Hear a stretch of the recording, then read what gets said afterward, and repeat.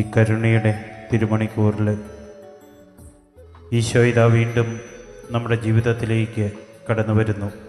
കർത്താവിൻ്റെ കരുണ നമുക്ക് നൽകുവാൻ, ആ സ്നേഹം നിറഞ്ഞു കവിഞ്ഞൊഴുകുന്ന തിരുഹൃദയത്തിലേക്ക് നമ്മളെ ചേർത്ത് പിടിക്കുവാൻ, മകനെ മകളെ നീ എനിക്ക് വിലപ്പെട്ടതാണെന്ന് നമ്മളോട് പറഞ്ഞുകൊണ്ട് ദിവ്യകാരുണ്യമായി ഈശോ ഒരിക്കൽ കൂടി കടന്നു വരികയാണ്.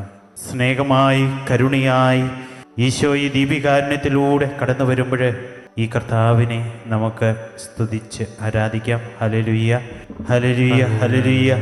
ഈശോയെ നന്ദി, ആരാധന, ആരാധന, ആരാധന. Hallelujah, hallelujah. ഈശോയെ നന്ദി, ആരാധന, ആരാധന, ആരാധന. Hallelujah, hallelujah. ഈശോയെ ആരാധന, ആരാധന. Hallelujah, hallelujah. ഈശോയെ നന്ദി, ഈശോയെ സ്തുതി, ഈശോയെ ആരാധന. Hallelujah, hallelujah. ഈശോയെ നന്ദി, ഈശോയെ സ്തുതി, ഈശോയെ ആരാധന. ഹല്ലേലൂയ.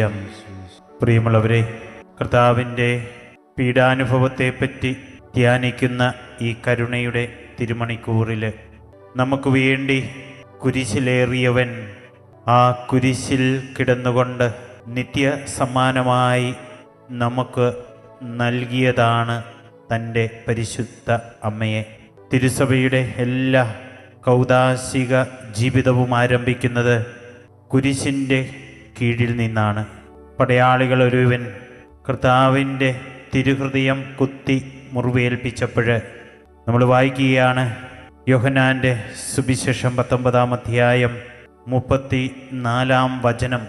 അവിടെ നിന്ന് ജലവും രക്തവും ഒഴുകി എന്ന്. തിരുസഭയുടെ മാതാവായ പരിശുദ്ധ മറിയം തിരുസഭയെ കർത്താവിലേക്ക് നയിക്കുന്നത് അവൻ്റെ തിരുഹൃദയത്തിൽ നിന്നൊഴുകിയിറങ്ങിയ തിരുരക്തത്തിലൂടെയും തിരുജലത്തിലൂടെയുമാണ്.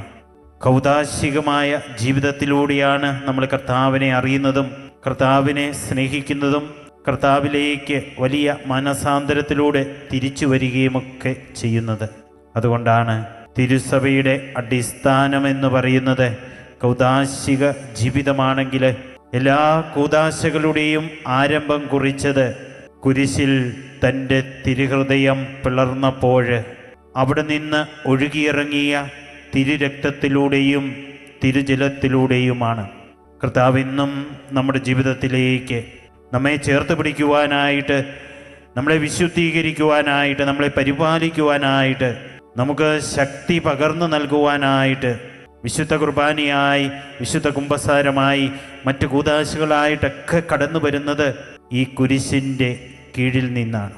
പ്രിയമുള്ളവരെ, ഏദെൻ തോട്ടത്തിൽ ഒരു മരത്തിൻ്റെ പുറകിൽ ദൈവഹിതമറിഞ്ഞിട്ടും സതാൻ്റെ പ്രേരണയാൽ ഒരു മരത്തിൻ്റെ ഫലം കഴിക്കരുത് എന്ന് പറഞ്ഞിട്ടും അനുസരണക്കേടിലൂടെ അത് കഴിച്ചപ്പോൾ അവർ കർത്താവിൻ്റെ സാന്നിധ്യത്തിൽ നിന്ന് ഓടിയൊളിച്ചു.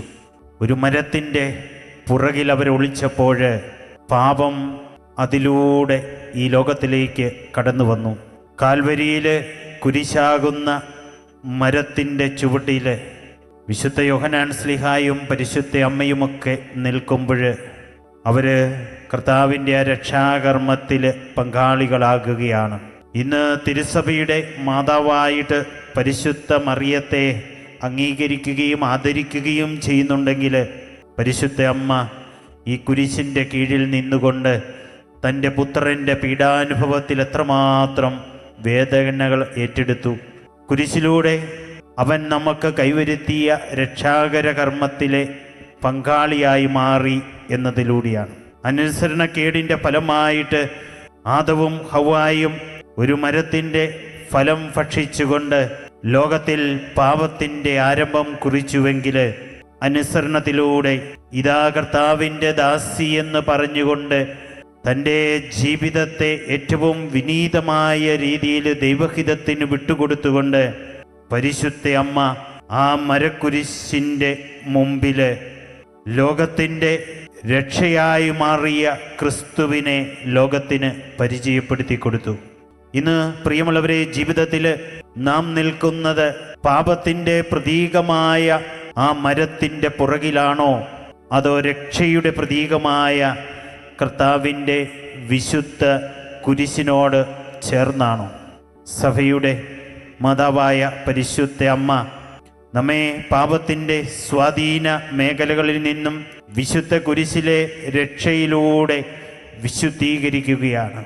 അമ്മ തിരുസഭയിലൂടെ ആ രക്ഷയുടെ മാർഗം എല്ലാവരെയും കർത്താവിലേക്ക് കൈപിടിച്ചുയർത്തിക്കൊണ്ട് വിശുദ്ധ കുരിശിലൂടെ എല്ലാവർക്കും രക്ഷയായി മാറിയ ക്രിസ്തുവിനെ എല്ലാവർക്കും പരിചയപ്പെടുത്തി കൊടുക്കുകയാണ്. പ്രിയമുള്ളവരെ, ആ വിശുദ്ധ കുരിശിലേക്ക് നോക്കുമ്പോൾ ആ കുരിശിൻ്റെ കീഴിൽ നിൽക്കുന്ന പരിശുദ്ധ അമ്മയെയും വിശുദ്ധ യോഹന്നാൻ സ്ലിഹായെയും നമ്മൾ നോക്കുമ്പോൾ നമുക്കറിയാം ദൈവം അവരെ എത്രമാത്രം സ്നേഹിച്ചിരുന്നു എന്ന്.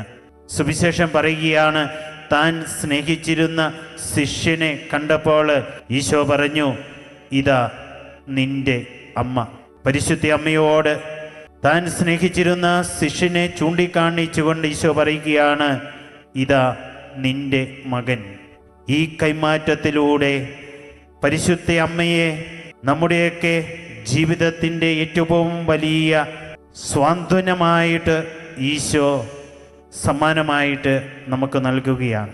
പ്രിയമുള്ളവരെ, എല്ലാവരും ഓടിപ്പോയിട്ടും ഓടിപ്പോകാത്ത ശിഷ്യൻ്റെ സ്നേഹം. എന്തെല്ലാം ബുദ്ധിമുട്ടുണ്ടായാലും തൻ്റെ പ്രിയപ്പെട്ട ഗുരുവിൻ്റെ ചാരയെ താൻ നിൽക്കുമെന്ന് അത്രമാത്രം ദൃഢമായൊരു തീരുമാനമെടുക്കുവാൻ യോഹന്നാൻ സ്ലീഹായെ നയിച്ച വികാരമെന്ന് പറയുന്നത് കർത്താവിനോടുള്ള അവൻ്റെ സ്നേഹമായിരുന്നു.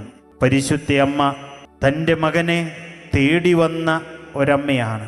മകൻ്റെ പീഡാസഹനത്തിൽ പങ്കാളിയാകുവാനായിട്ട് കാൽവരിയോളം കുരിശോളം അമ്മ എത്തി നിൽക്കുന്നൊരു ചിത്രമാണ് നമുക്ക് കാണുവാനായിട്ട് സാധിക്കുക.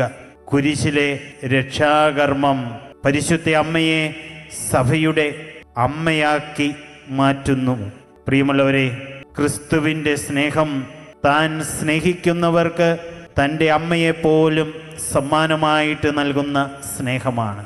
ഈ ലോകത്തിൽ നമുക്ക് സാന്ത്വനമായി, കൃപയായി, നമുക്ക് സംരക്ഷണമായി, മാധ്യസ്ഥമായിട്ട് പരിശുദ്ധ അമ്മയെ ഈശോ ഇന്ന് നൽകുകയാണ്. ആകുലതകളിൽ നമുക്ക് ആശ്വാസമായി അമ്മയേക്കാൾ വലിയൊരു അഭയകേന്ദ്രമില്ല എന്ന് ഈശോയ്ക്ക് നന്നായിട്ടറിയാം. പ്രാണനായി കരുതിയവരുടെ നോവുകളിൽ പരിശുദ്ധ അമ്മ ആശ്വാസമായി മാറുമെന്ന് ഈശോയ്ക്ക് നല്ല ഉറപ്പുണ്ട്. അതുകൊണ്ടാണ് കുരിശിൻ്റെ കീഴിലുള്ള ശിഷ്യന് തൻ്റെ അമ്മയെ അവൻ്റെ അമ്മയായിട്ട് നൽകിക്കൊണ്ട് തിരുസഭയുടെ മാതാവായിട്ട് പരിശുദ്ധ മറിയത്തെ ഉയർത്തിയത്. അതിലൂടെ പ്രിയമുള്ളവരെ, പരിശുദ്ധ അമ്മ തൻ്റെ ദിവ്യകുമാരൻ്റെ രക്ഷാകര കർമ്മത്തിൽ പങ്കാളിയായി മാറുന്നു. ഇന്നും നമ്മുടെ ജീവിതത്തിൽ ഈ രക്ഷയ്ക്ക് വേണ്ടി അമ്മ നമ്മളെ ജീവിതത്തിലെ എല്ലാ പ്രതിസന്ധികളിലും ഒരുക്കിക്കൊണ്ടിരിക്കുകയാണ്. ഈ അമ്മയെ, തിരുസഭയുടെ മാതാവായ ഈ അമ്മയെ നമ്മുടെ ജീവിതത്തിൽ നമ്മുടെ അമ്മയായിട്ട് നമുക്ക് സ്വീകരിക്കാം. ഈശോ തൻ്റെ സ്നേഹിതന് കൈമാറിയ ഈ അമ്മ ഇന്ന് സഭയിലും നമ്മുടെ വ്യക്തിപരമായ ജീവിതത്തിലും സ്വാന്തനമായി, ആശ്വാസമായി, കൃപയായി അമ്മയെ നമുക്ക് നൽകുന്നു. ഈ അമ്മയുടെ മാധ്യസ്ഥം അപേക്ഷിച്ചുകൊണ്ട് നമുക്ക് ഈ കരുണയുടെ തിരുമണിക്കൂറിൽ കുരിശിൽ കർത്താവ് നമുക്ക് വേണ്ടി നൽകിയ രക്ഷയെക്കുറിച്ച് ധ്യാനിച്ചുകൊണ്ട്, കർത്താവിൻ്റെ പീഡാനുഭവത്തെക്കുറിച്ച് ധ്യാനിച്ചുകൊണ്ട് നമുക്ക് പ്രാർത്ഥിക്കാം. ഈ കരുണയുടെ തിരുമണിക്കൂറിൽ കർത്താവിൻ്റെ കരുണയ്ക്ക് വേണ്ടി അപേക്ഷിച്ചുകൊണ്ട് ലോകത്തിൻ്റെ വിവിധ ഭാഗങ്ങളിൽ നിന്ന് ഈ ആത്മീയ ശുശ്രൂഷയുടെ ഭാഗമാകുന്ന എല്ലാവരെയും നമുക്ക് പ്രത്യേകമായിട്ട് കർത്താവിന് സമർപ്പിച്ച് പ്രാർത്ഥിക്കാം. ഓൺലൈനിലൂടെ കർത്താവിൻ്റെ കരുണയ്ക്ക് വേണ്ടി അപേക്ഷിക്കുന്നവരുടെ മേൽ കർത്താവ് തൻ്റെ കരുണ വർഷിക്കട്ടെ എന്ന് പ്രാർത്ഥിക്കാം. രോഗികൾ സൗഖ്യപ്പെടട്ടെ.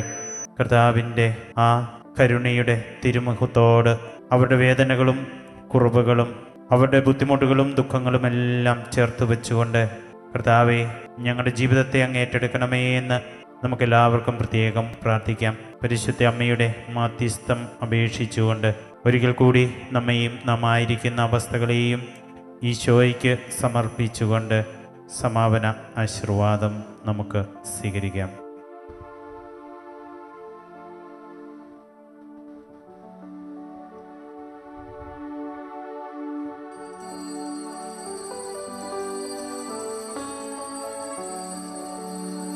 ആരാധന ആരാധന ആരാധന യേശുനാഥ.